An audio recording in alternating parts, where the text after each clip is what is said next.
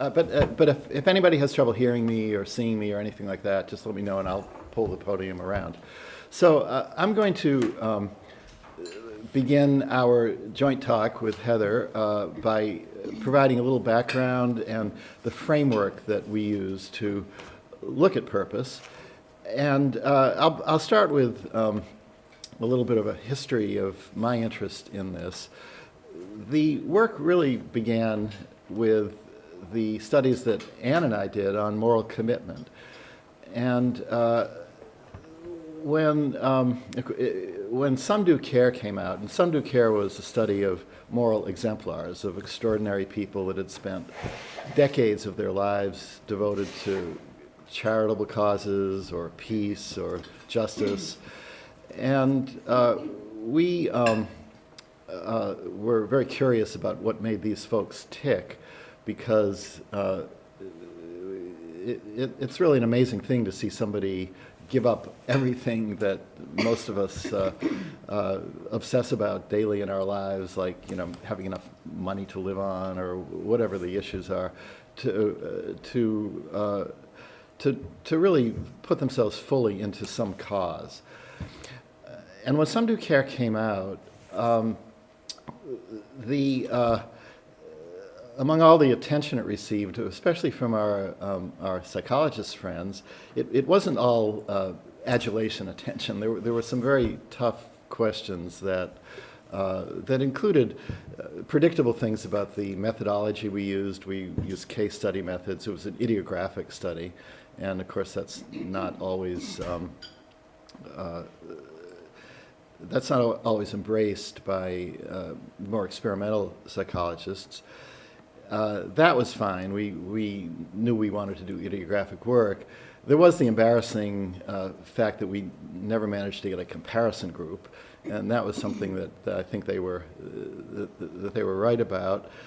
But the question that kept nagging me, that kept coming up everywhere, was, well, what is it about these people actually that enables them to do this? And Ann and I had presented a number of findings that described aspects of these people. They had a high level of certainty about what they were doing. A lot of them, most of them, had some kind of faith or its equivalent that kept them going. They had a lot of positivity, at least most of them, not all of them. They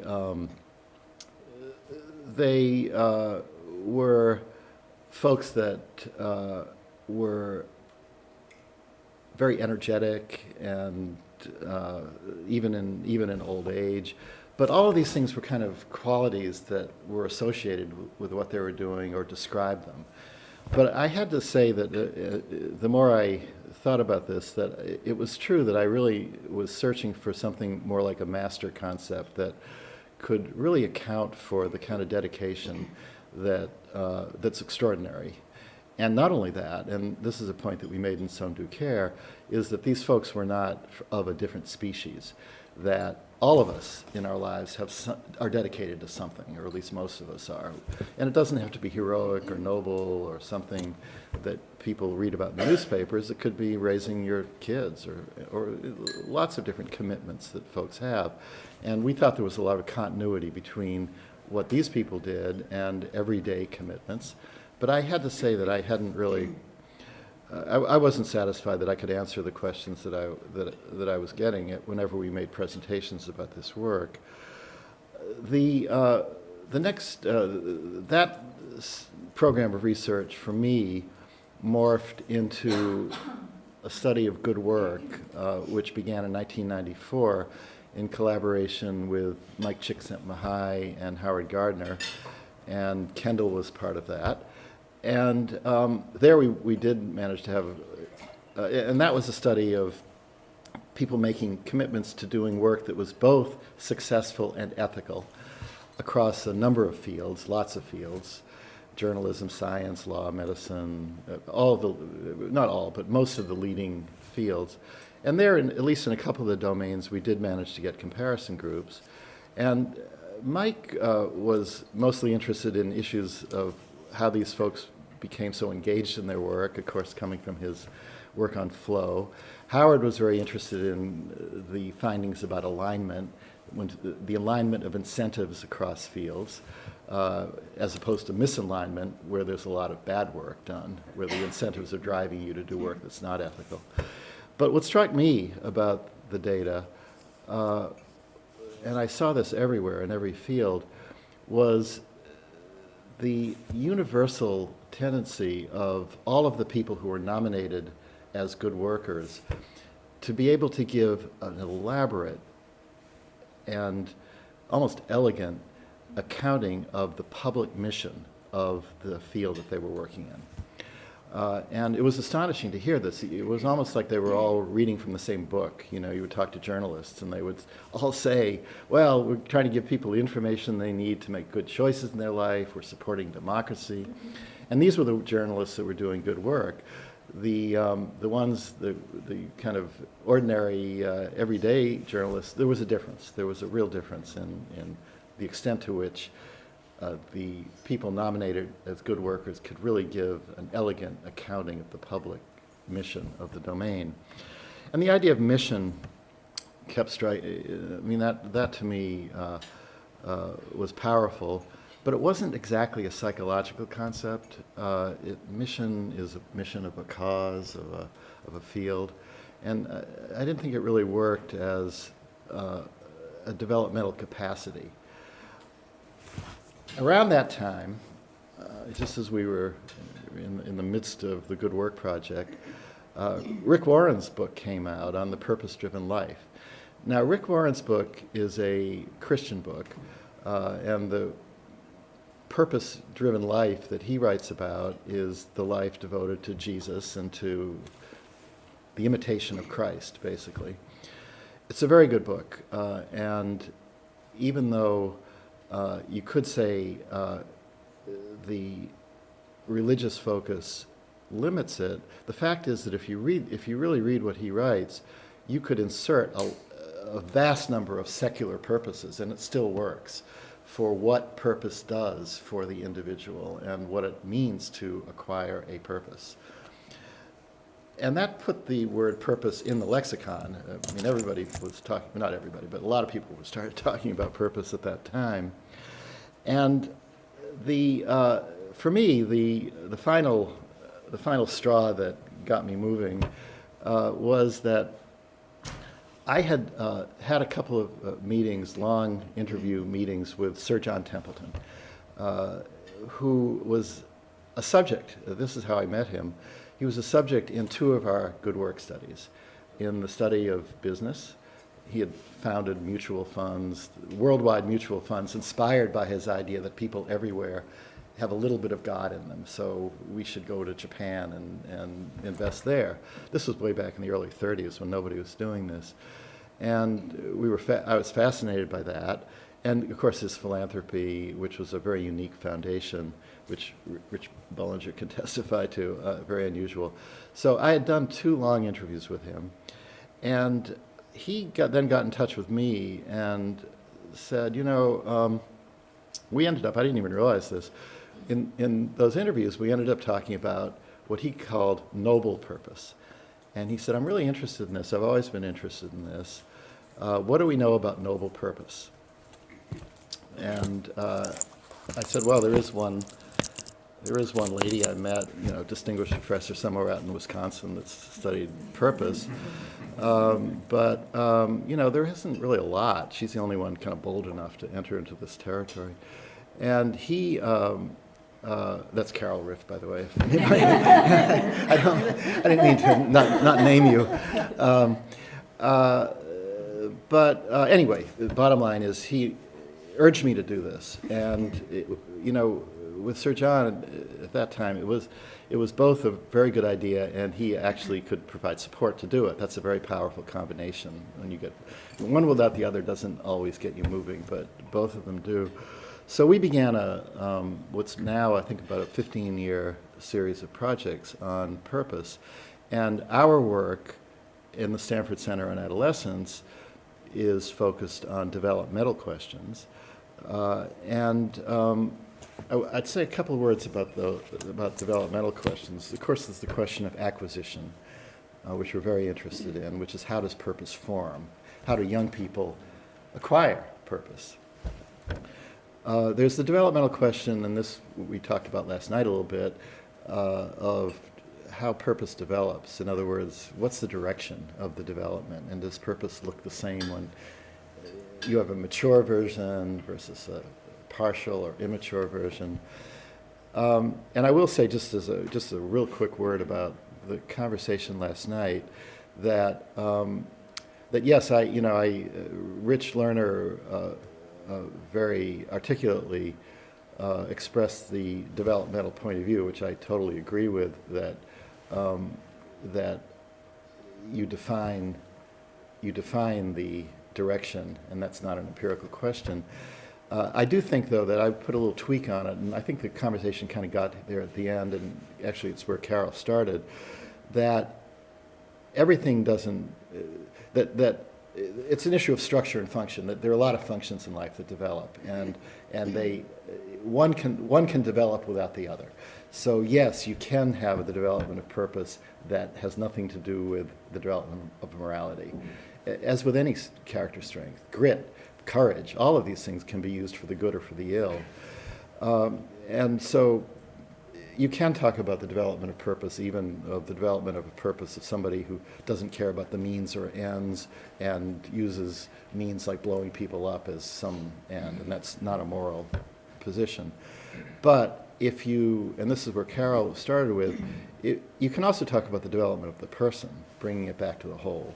And it is completely legitimate to say that the moral dimension is essential for the development of full personhood. That's not an empirical statement. That's a choice that you would make. And it's a choice that's driven much more, in fact, only by philosophical or theological analysis, not by empirical psychology. So that's how I resolve that. But what our interest is in the development of purpose. We focus mostly on younger people, although now Ann will talk about some of the work on the retirement age folks. And we also are interested in another question that came up last night, which is, how does this work anyway? You have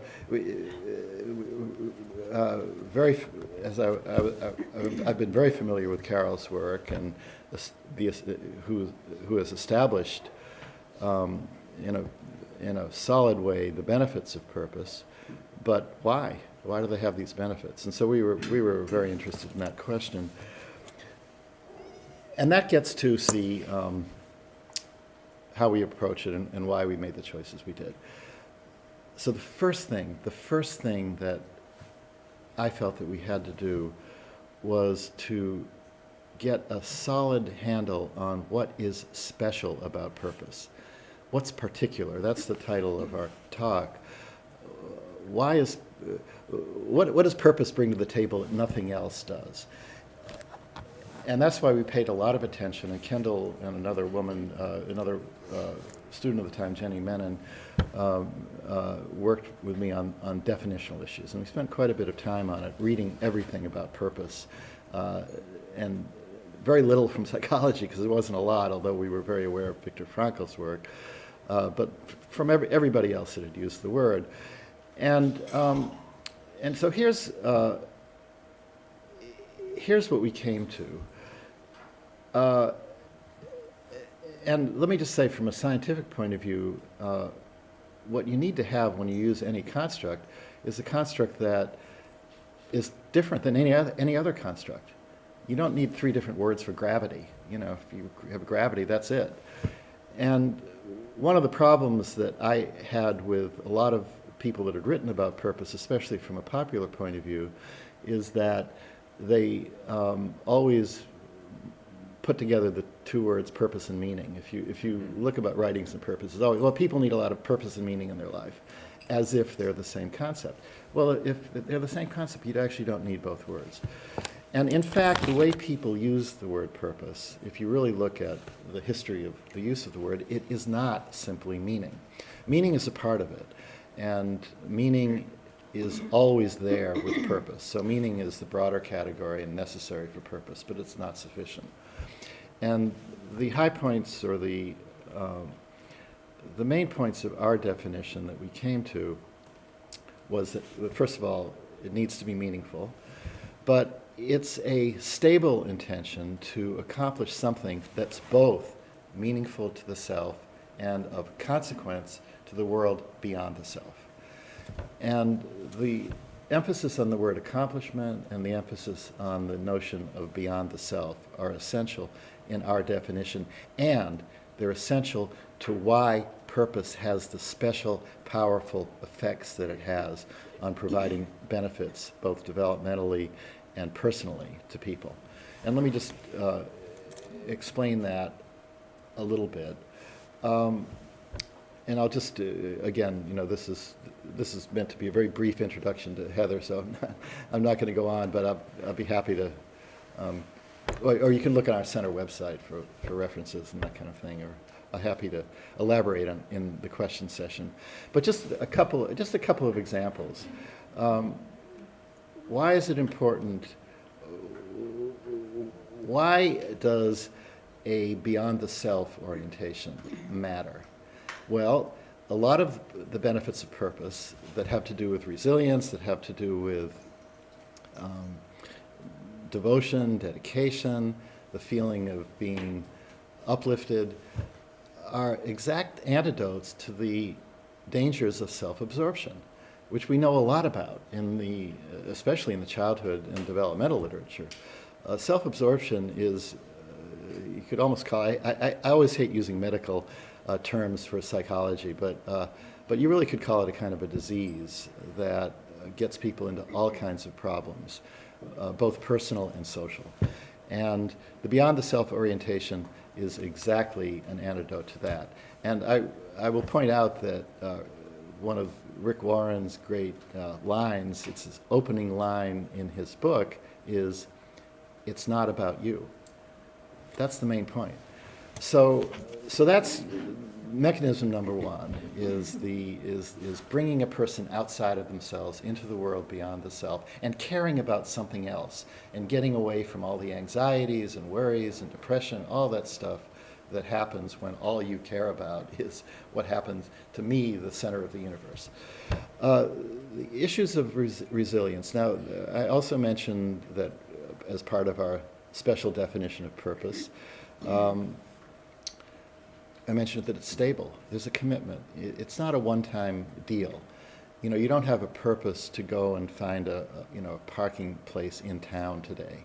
That's a goal, but it's not a purpose. Purpose, it doesn't have to be lifelong or even any particular length of time, but there has to be a certain commitment to it.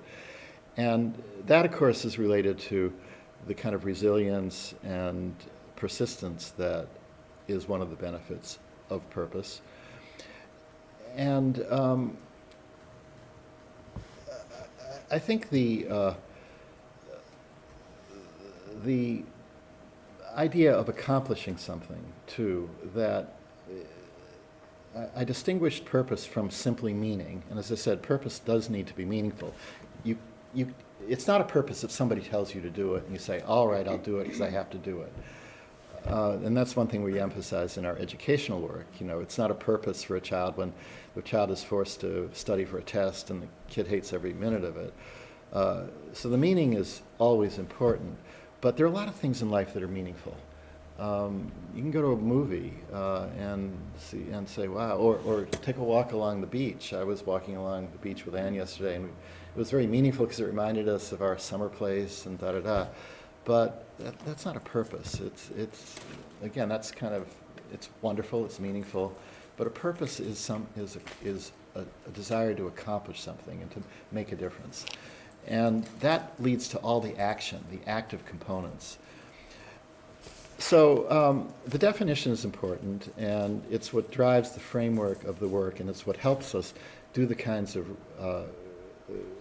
research that address the questions of acquisition and mechanisms of what purpose does to provide the work, to provide the benefits. Now let me just say a couple of things, and then I am going to turn this over to Heather, who will talk about a lot of our findings. But I want to say a couple of words about findings, and I'm just, well, the developmental findings I've written about extensively in The Path to Purpose especially. I'll just note a couple of things, that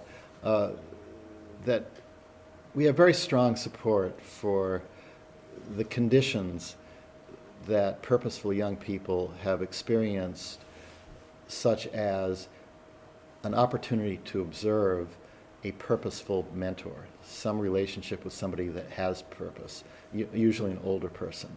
That was universal. Every purposeful young person had that opportunity and talked about it.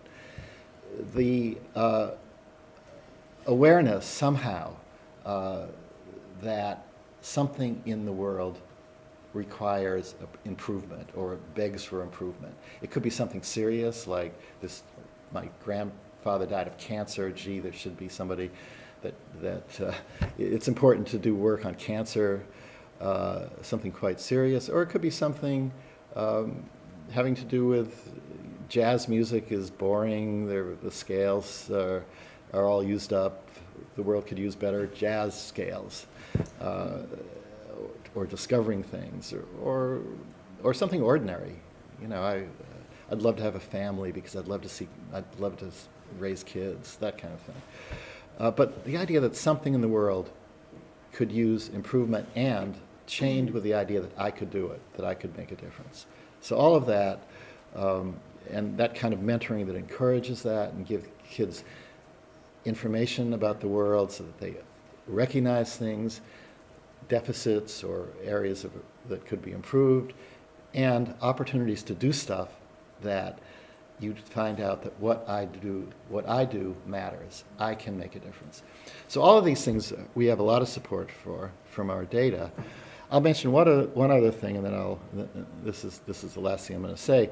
This is something we don't have support for, but I've noticed in some of the cases, and it's kind of intriguing, so I will mention it. That the other thing, and it fits right into the idea of what purpose provides, is that I think what I see in some of the cases, I don't claim empirical support for this in the way we have in our other studies, but I think what I see is that where there's a bit of resistance, let me start by saying that all the purposeful young people eventually got encouragement and support from their parents or from somebody like that, but they didn't always get immediate support, and a lot of times they got pushback. Like, what? You want to be a dancer? Or you want to be a sauce chef in a French restaurant? Or, you know, that kind of thing. You've got to be kidding. And this fits into a lot of other cases I've seen of adults. I'll give you one example. There's a famous physician named Paul Brand, who became famous for developing prosthetic devices for lepers. He was raised as a missionary's son in India, where they'd done a lot of work with lepers. And he developed early on a real purpose around helping lepers and wanting to be a doctor to treat them and so on. Growing up in India as a missionary's son, I guess he did not get the kind of education that would have gotten him into medical school. So he got turned down from every medical school he applied to. And so instead of going to medical school, he, at least right away, he became a carpenter and kind of learned how to put things together and that kind of thing. Bottom line, quick story, he at the same time went to night school, did learn enough biology, finally got into medical school. After he got through medical school, he went back to the leper mission, to his mission about helping lepers, but he brought with it all he'd learned about carpentry, and he developed these incredible prosthetic devices that helped these folks move around, help people treat them in a way that didn't get contaminated and all of that. And if anything, and when he wrote about his life, he said, you know, the more I got deterred, the more I got rejected, and I couldn't do what I really wanted to do, the more I became really determined to do this. And we see this we saw this in our purpose exemplars. Our Ryan, one of our kids, he was the kid that by age 12, he had raised $2 million to build wells in Africa, in villages that don't have water. Well, when he first did his first well, or when he first tried to get money to donate to his first well, it was in response to a woman that came in from the charitable organization that said, it's a shame that there aren't more of these things because it only costs $70 to build a well. And Ryan worked like crazy, got $70 together, brought it in an envelope to the woman, and she said, Ryan, I misspoke, it costs $2,000 to build a well. And I kept wondering at the time, well, gee, how come he didn't crumble? And it's amazing he got his act together. And he said, oh yeah, I'm going to go in the face of this. I'm going to get the $2,000 together. But now I'm beginning to think that initial experience actually strengthened his resolve. So this kind of blocking and resistance up to a point, I think, it could be a developmental mechanism that requires further investigation. So I'm going to end on that as my current question. And where is Heather? Right there. Oh. And so I turn it over to Heather.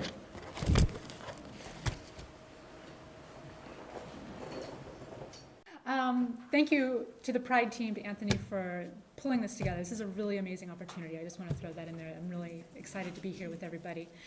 And as Bill said, that I'm going to be building on what he has been talking about. I'm going to really focus in on some of the empirical work that we're doing right now. This work builds on what the Stanford Center on Adolescence has been doing for over a decade. As Bill said, it's 15 years or so.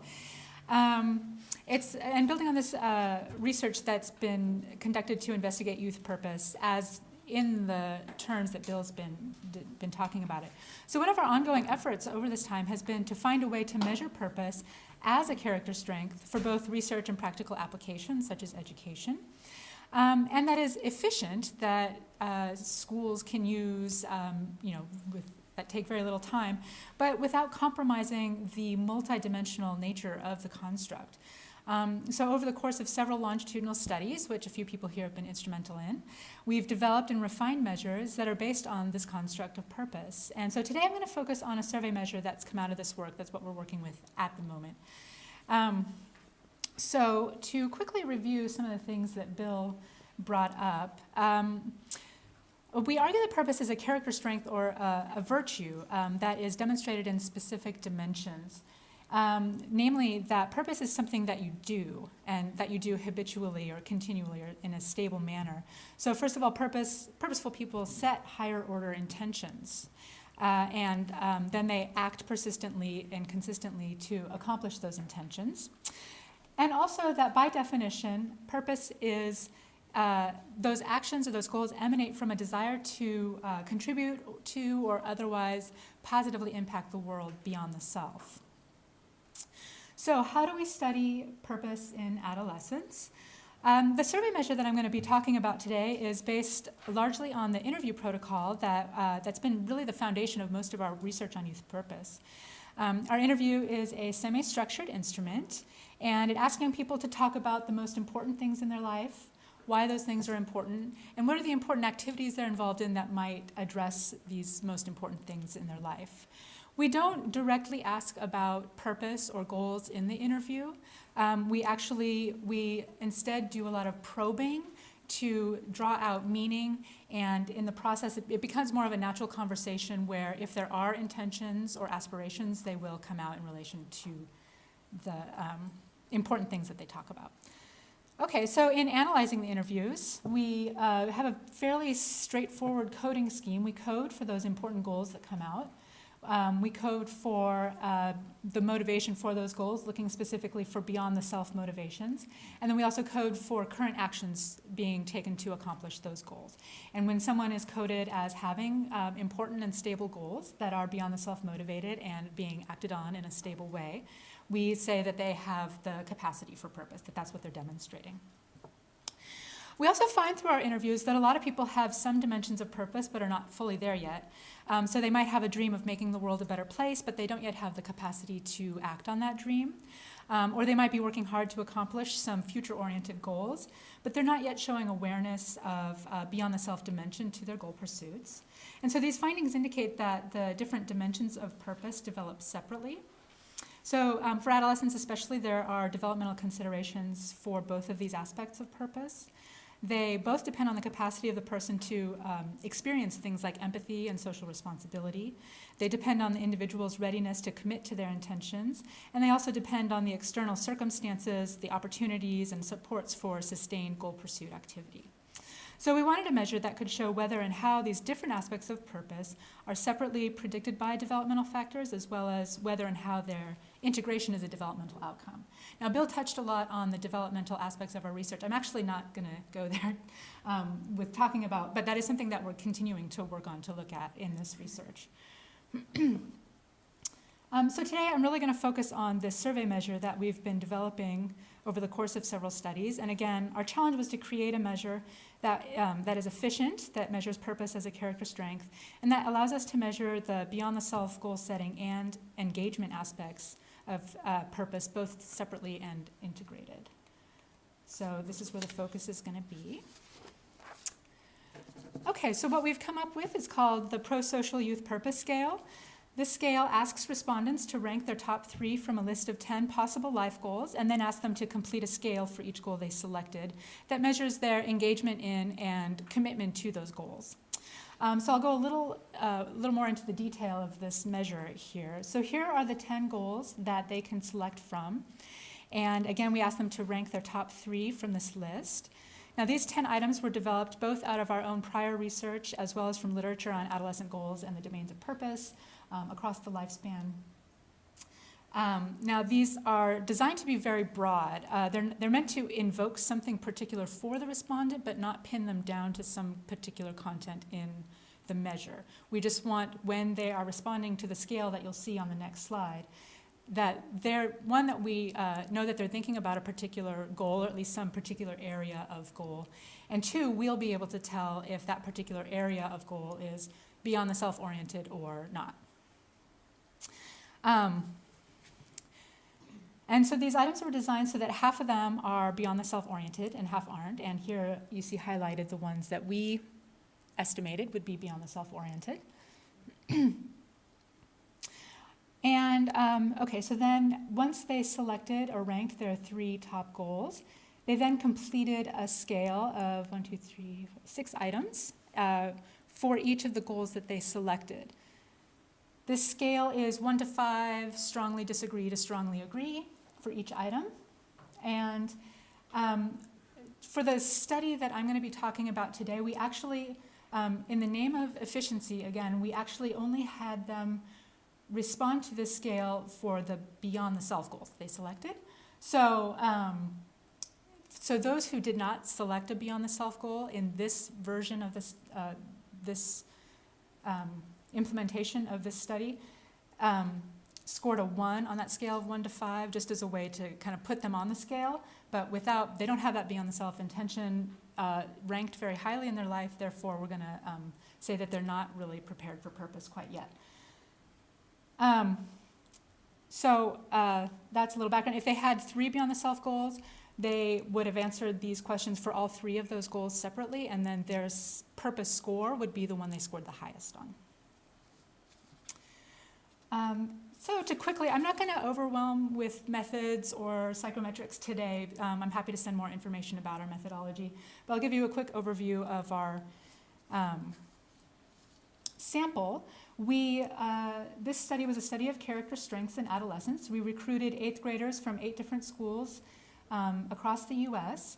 We then had them do a follow-up survey 4 times over the course of 2 years through the end of 9th grade, so we had 4 time points. And they took the survey at school and during class time, so the retention is pretty constant. We didn't lose many people, and the demographics, that's time 1, but it's pretty constant over the 4 time points. I mentioned briefly, from the first wave of this study, we selected 98 survey takers to participate in an interview. I won't be talking about those results, but I wanted to mention it because you'll see quotes from some of those interviews to illustrate some of those survey findings throughout here.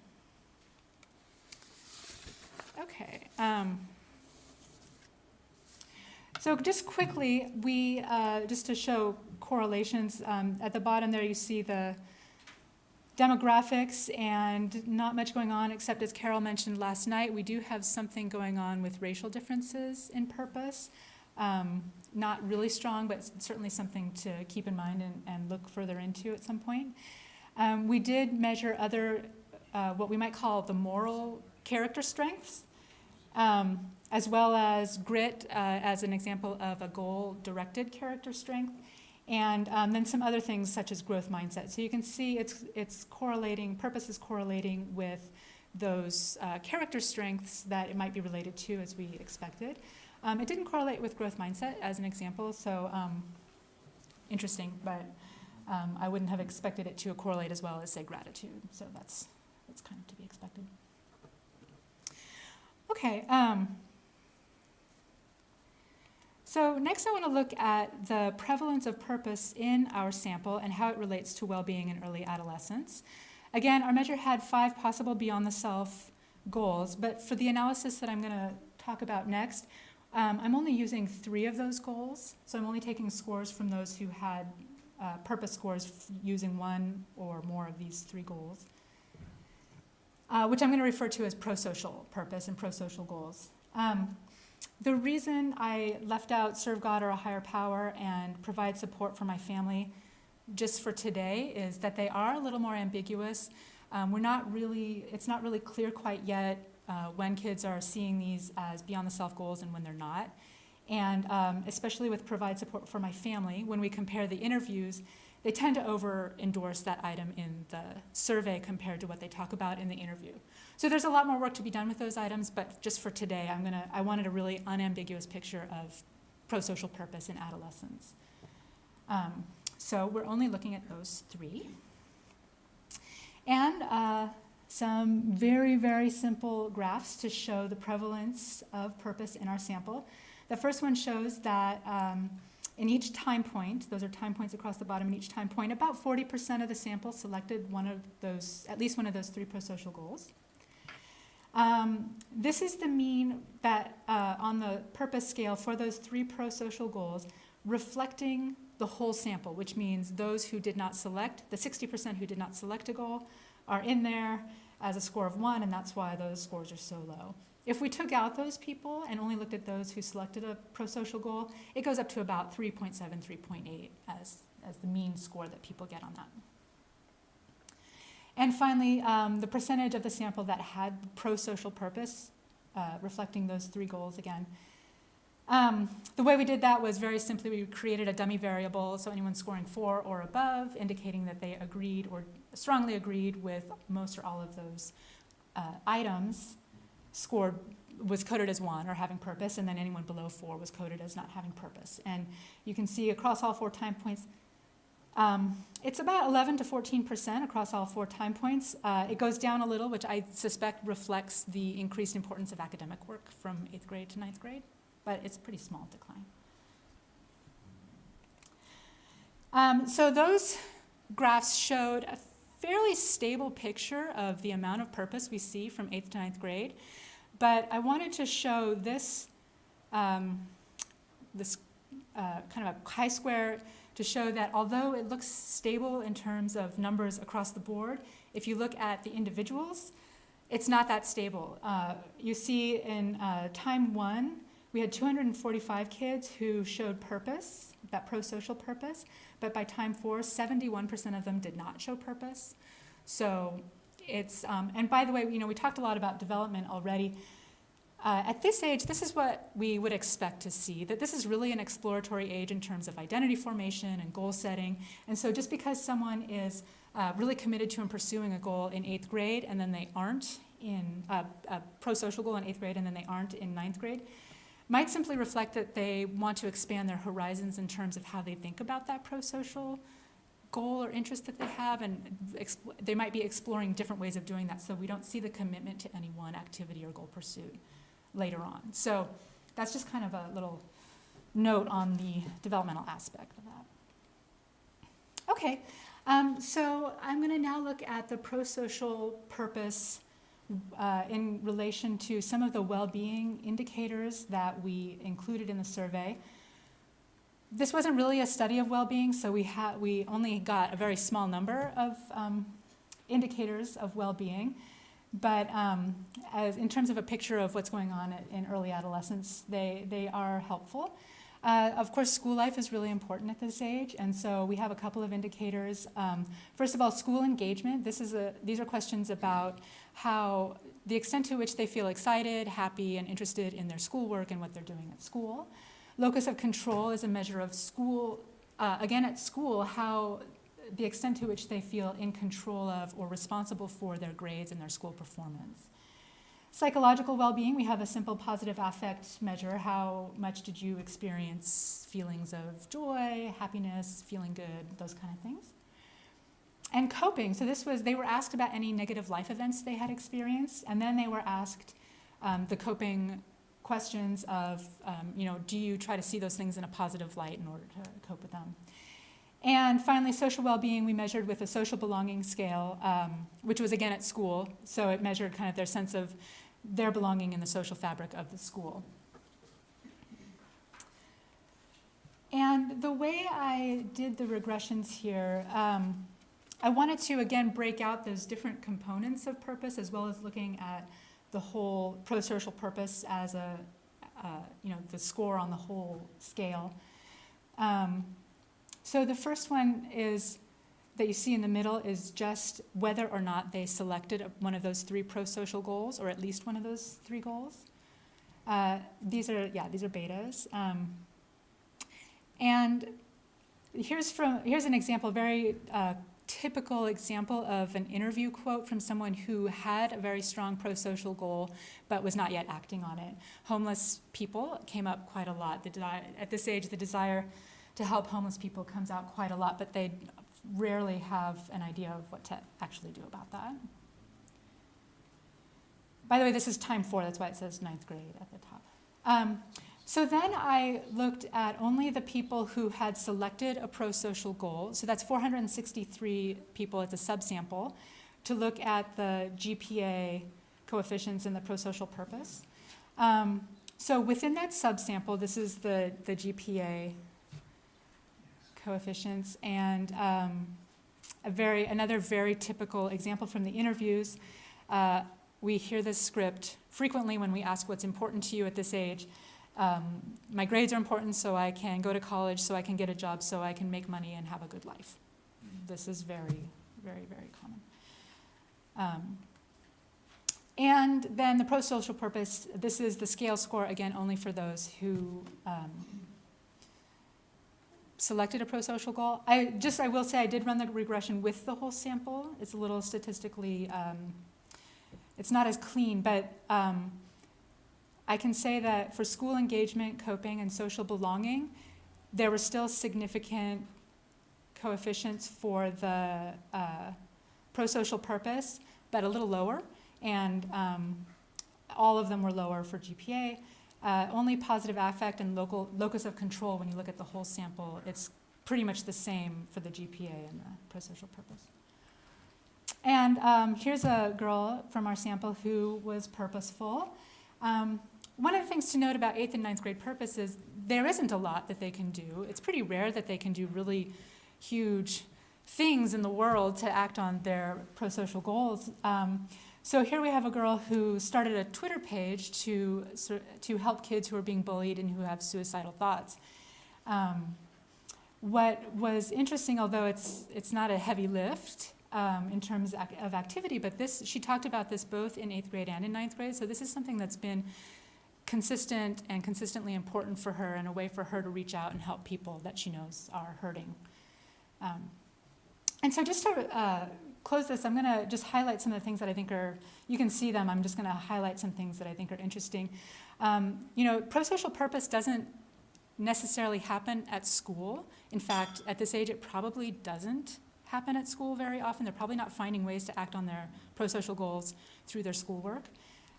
They may be, but it's interesting that there's that correlation with sense of feeling interested and excited by schoolwork.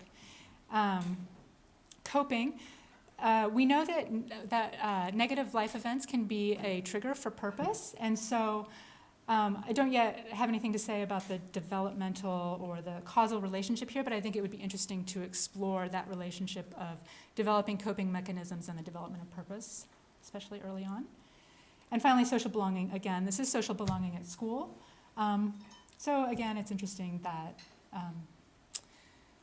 that ability, having found or having had the opportunity provided to act on these prosocial goals, correlates with social belonging at school. So that's it.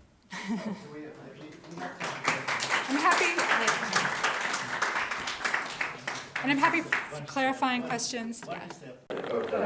Yeah, you stay up, and I'll sit. And if anybody has comments, questions, we have, am I right, we have sort of 8 minutes, Tom? Yeah, that's right. Yeah, so any discussions, or, yes, sir, I'll moderate. Oh, yeah. Thank you for such a thought-provoking and exciting talk. I really loved it. I loved it. But as you were speaking, I was thinking, and I'm not a developmentalist at all, Yeah. but as I reminded, but in reading Friedrich Nietzsche kind of in the beginning of Thus Spoke Zarathustra, he uses this wonderful little story of a camel and the camel says, put everything on my back, the joys, the sorrows, the love, the pain of the world.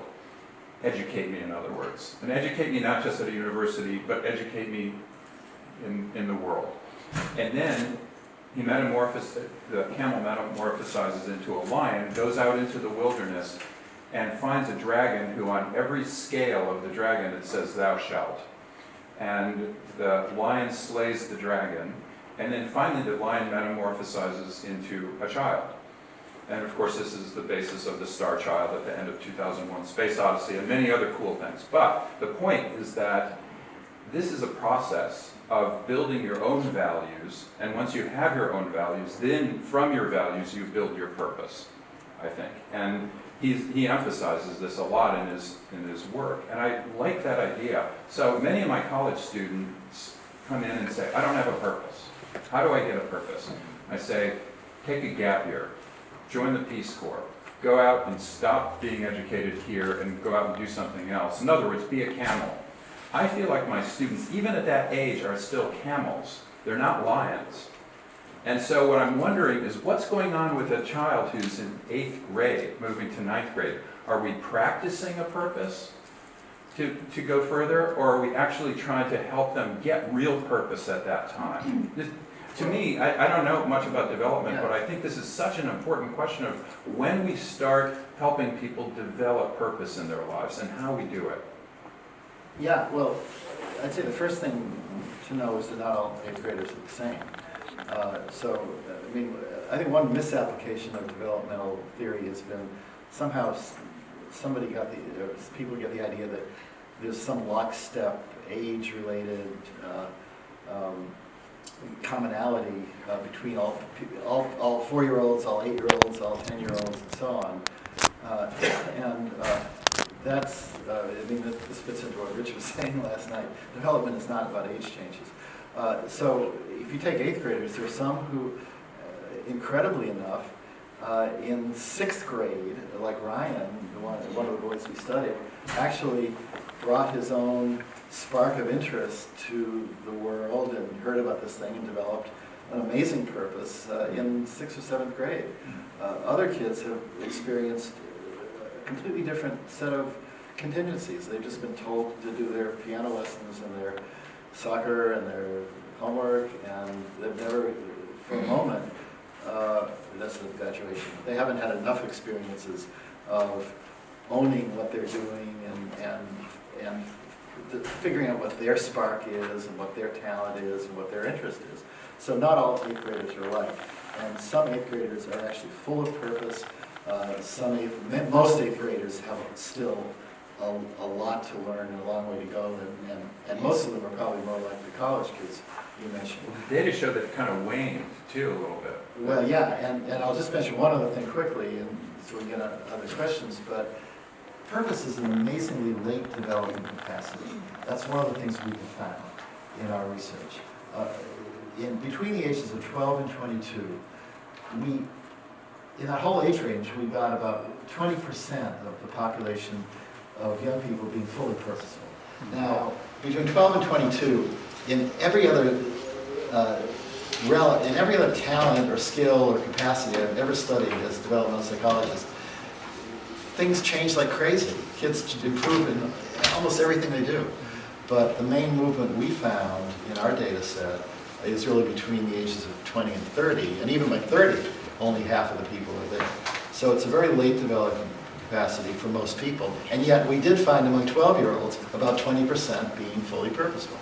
So there's a lot of variation in each range. I think you're absolutely right in saying that one of the primary conditions is the young person discovering their own spark, and other people around them, this is equally important, recognizing that and providing them with the support, encouragement, and resources to develop that spark into a purpose. And to act on it so that they can develop the values out of that experience, Right. and understand that they have that capacity. Other questions? Yes. So your data suggested that prosocial purpose isn't happening in the school, in school, like in school. I don't mean to say that. I would say, well, if I take the interview data, well, there's two answers. One, let's just say that school is just not set up to provide opportunities for acting on prosocial goals by and large, especially in middle school. But also we do see most of the people who had purpose at this age are, well, there are a number who are family-oriented purpose. That's actually a really big area of purpose, and they are pursuing grades and trying to, develop a career so that they can support a family. But the non-family purpose really is in the extracurricular activities. Technology we see a lot now. There's an unusual interest in developing prosthetic devices actually among middle schoolers and high school students. But these kind of like, how can I use technology to help create something good for the world is being explored outside of school. Use of social media is happening outside of school, and also some kids attach their extracurricular activities, things that are going on outside of school, to finding purpose in that. Interest in cars, and so some kids are interested in cars, and they're doing that outside of school, and they're finding that what they're developing from that activity an interest in creating safer cars because they're developing these engineering skills, so that kind of thing. We don't hear much about it. But does it seem like there's a desire from the students to have it in them, to sort of see purpose within the classroom, to see their classes as purposeful more than they are now? Yeah, that's a really interesting question. We don't. If they are hopeful enough that that can happen, but that depends a lot on where they're coming from. Some kids have totally given up hope on that from the start, unfortunately. Another question? Yes. One more question? Yeah. Yes. Sure. I'm wondering, did you guys do any analyses with regard to status and purpose changing from time 1 to time 4? I'd be in particular very curious to know if there were any unique characteristics of these individuals that either had a positive change of purpose from time 1 to time 4, a negative change, so time 1 they said yes and time 2 said no, or had stability in their purpose. Yes. So we haven't looked too deeply at that with this data set. We do have data from a previous study where we have 8th grade, 6th grade, 8th grade, 9th grade. We have quite a steady progression over the ages, and early on there isn't, we did track if they have these precursors of purpose. Do they have some kind of beyond the self goal, but they're not pursuing it yet? That's a precursory form. And we checked to see, are they progressing? Is that a way of looking at progress? And at this age, it's not really. It goes back and forth. But like I said, it's partly because, like I said, there's a really striking case to me where a kid in 6th grade, I'm not sure the exact date is, but no, in 9th grade, he was very purposeful. I think he was religion related. He was serving God, and he had activity to really act on that in the community. By junior year, so it's a little older, but I think it still applies. he still has that strong drive to give to his community, but now he's talking about, I don't know if I want to do that through music and music education. I don't know if I want to be an engineer. So he's not really committed to any kind of activity. There's no stability in the sense of what he's doing about it. But clearly he hasn't lost that overall sense of purpose in his life and wanting to pursue purpose. So we can't say that he's really backsliding. It just, in terms of how we've measured it and look at purpose, in that moment, he's not fully purposeful. And it would be interesting to see if that how that relates to, for example, well-being indicators. Great, and of course, if there's any other questions, please do make note of them, and we can return to this when we have a more integrated discussion in a second. But for time's sake, we might move forward. So again, thank you for a great presentation, folks.